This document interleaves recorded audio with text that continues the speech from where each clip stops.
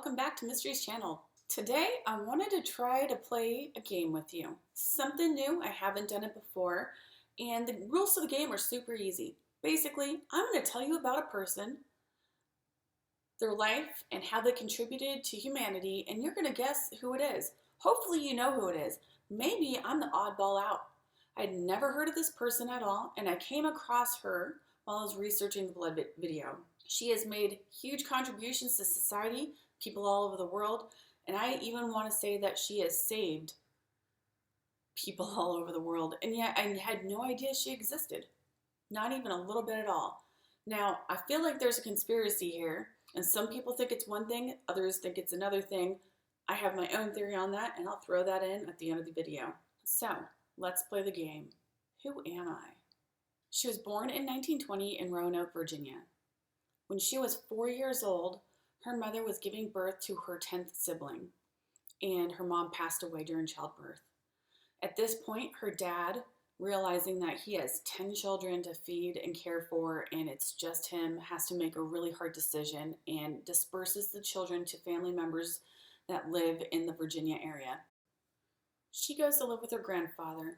Her grandfather lives in a 2-story cabin that was once the slave master's headquarters on the plantation that most of her family had worked on in the past. She starts work at a very young age, and her cousin also lives at the cabin with her grandfather. They fall in love, they get married. At the age of 14, she starts a family. Now things are going a little bit better. They love one another, they have a family, and they end up moving to Maryland. While in Maryland, they continue to have kids, and she's getting ready to have her 5th kid in the hospital. She has her 5th kid, but there are complications, and she has a severe hemorrhage. They get it back under control. She survives, the baby survives. She goes home, but once she gets home, she realizes there is something terribly wrong. The pain is unbearable, and she knows that something is messed up. So she has to find a hospital to go to. She's a black woman living in a line state that it's not as easy as you think. There is one hospital around, though, that she can go to. It's her only real option, and she goes to Johns Hopkins University Hospital in Baltimore, Maryland. They're one of the very few hospitals in the area that will treat you if you're African American. So she gets to Johns Hopkins, just about to die. You can feel it. It's not like it's an easy death. It's not a quick death. It's very painful. She knew she was dying and she was in pain, and she's sitting there thinking all the things that you think when you die. And I just wonder if there was any way that they could have eased the burden off of her a little bit. She's going to be worried about her family, how her husband is going to raise all those children, what's going to happen. Are they going to remember her? Are they going to know the kind of person I was? Are they going to know anything about me? I mean, these are things that we all think about when we die. You might be thinking, how are they going to ease the burden? Death is a part of it. We all have to deal with it, right? Well, there was something special about her. There was something so special about her that when she died, they went back to get some more of her. You see, those 2 samples they took from her, they tested. They were testing a lot of samples from a lot of people, and they weren't exactly asking everybody. But nobody else had what she had. You see, she was special. Anybody else, when they took samples from their body, probably me, they would probably go take a sample from my body, put it in a little petri dish, and then within a few hours, my samples would be dead. Or if I have some kind of strong ability inside of me that I don't know about, maybe they would make it a day. But this woman, hers were doubling. They were doubling and they were growing. And when she died, her doctors knew. And not only did her doctors know that this was special and incredible and that they needed and they wanted more samples from her, but they truly thought that they were going to solve cancer. They were going to cure everything in history. But they never told her. They knew before she died, and they never told her. And they knew this before she died, because as soon as she was dead, they were running back downstairs to go grab more samples from her. Don't you think if someone came up to you and said, I'm sorry that you're going through this because it's hard and it's bullshit and it's part of life and I can't stop it from happening, but what you're going to do is you're going to save the world. You're going to help us develop cures for diseases. You're going to help us make products safer. You're going to teach us about space and radioactivity. You're going to teach us so many things. And that is one of the reasons why you're on this planet, to save generations and generations of people that come after you. Thank you.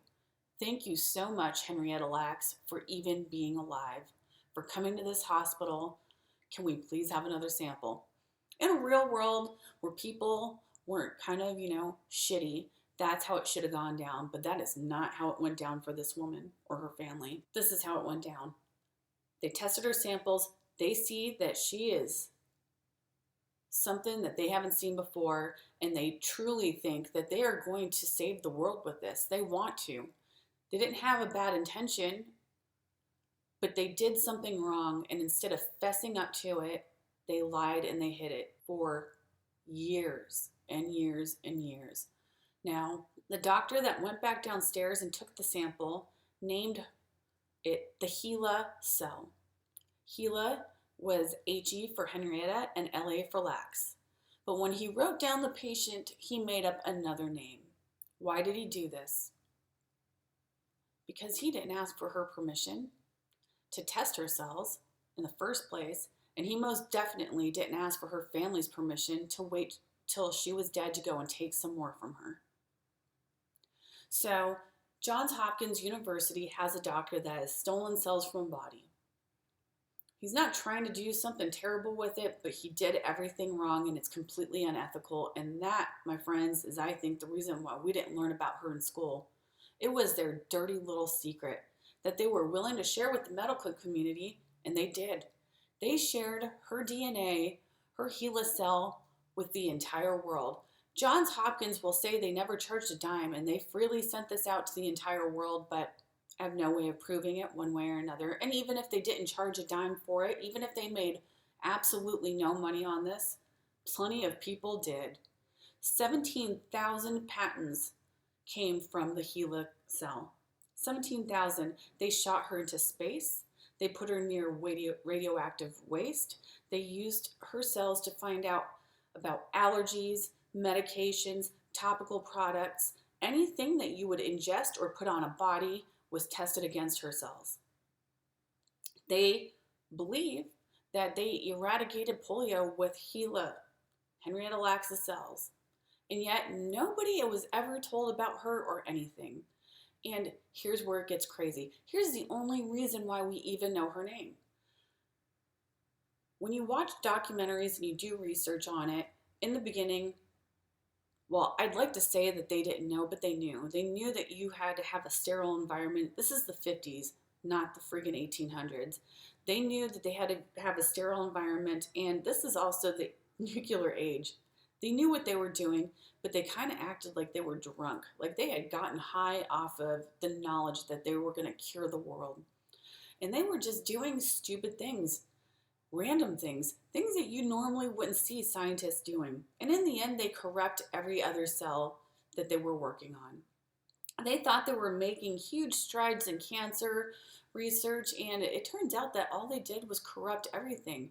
And that Henrietta Lacks, not only were her cells doubling at an extreme rate, but on top of that, they would take over anything they came into contact with. So what did those little fiends do who were just fiending for more of that information from that family? They contact the family. They're sending them letters, telling them how they really just want to understand their line. Her family has no idea that the medical community for the last 20 years have been doing everything they can, sending this woman's DNA out across the globe. They have no idea. They have no idea the legacy that was left behind. So the medical community then is like, well, is she the only one? Like, I bet you $10. Her family has it too. And now that we're starting to corrupt everything, let's see if we can get some more. So they have to go and they start sending letters to her family like, we are so interested in you. We think you're special. We think you're so special, and we just want you, come on down. Leave a sample. We just want to see what's going on with you guys. And her family was like, what the fuck? What is going on? I'm sure they got super paranoid. I know I would be. You think, why would you be paranoid about that? Well, I'll get to that at the end. But her family then pushed them for information, wanted to know what the heck is going on. Like, why are you doing this? What is going on? And that's when it all comes out. Your relative, Henrietta Lacks, is one of the most important discoveries that we ever made. She helped save the world, and we kind of fucked up. Not only we fuck up by taking from her and never telling any of you, but we kind of were willy-nilly with all the samples we had, and we really need some more because we went wrong somewhere back there and we don't know where, so we're hoping to get some more samples so we can figure out where we went wrong. I don't think they apologized. I think that they were just like, damn, they caught us. Now, some of the conspiracies about why we don't learn about Henrietta Lacks are the fact that she is black, the fact that she is a woman. But I do know that I learned about Harriet Tubman in school. I learned about Rosa Parks. I learned about, George Washington Carver and Eli Whitney. So I have learned about black people that were significant in history, and I've learned about black women that are significant in history. Why I don't think they wanted to tell us about her is because even though they might not have broken an actual law on the books, they did steal from this family. And what they did was completely and utterly unethical. The doctor never told them and ran downstairs the second her body turned cold because he knew that he had done testing on her without any real permission. Now, I can't tell you why the doctor did this, why he would do it. I can't tell you why. But I sometimes wonder a little bit, is it because he didn't want to share the glory that he knew he would bask in? Did he not want to share the money he might make or profit off of this? Not her cells alone, but remember, he was positive he was going to solve this cancer problem with her cells. He was going to eradicate cancer, and I think that's why. He didn't tell the family because he didn't want to share. He didn't want to share the glory. He didn't want to share the money. And in the end, when they finally knew, they got nothing. We all benefited in some way in our lives because of this one. They went to court, and I think what they ended up getting out of court was one thing. They now can decide whether or not a company gets to have her cells. I've heard people say, or I've seen comments where people say, why? It's already out there. And this is all I can say. There are some crazy mofos out there that will do nutsy cuckoo things. I've heard, and I don't know, that China is kind of doing some interesting experiments with human genetics. Now, would you want your family member, your relative, to be involved with something they had no recourse in, they had no choice in, to be used to develop a weapon or make some crazy funky hybrid, or have their genetics used to grow parts that can later be sold? I mean, no, I would hope that you wouldn't. I would hope that you could see far enough in the future to see how this could be a super huge problem for you. On top of the fact that who knows what else they know. They can see all of her genetic markers, and what if her family has to pay a higher premium because they know that there's cancer that is in their family, and we can also see that if Henrietta would have lived longer, she might have gotten a heart murmur or whatever. Like, you don't want that information so easily dispensed by these companies that are doing everything they can to suck every last penny you make. So I just want to say thank you, Henrietta Lacks, even though I've never met you or even heard of you until very recently. You helped shape the world into what it is, and you saved our asses. Thank you for watching my video. I appreciate it.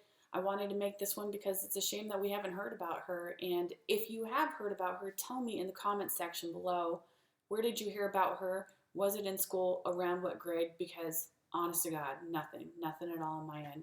All right, please like, share, and subscribe. Thanks.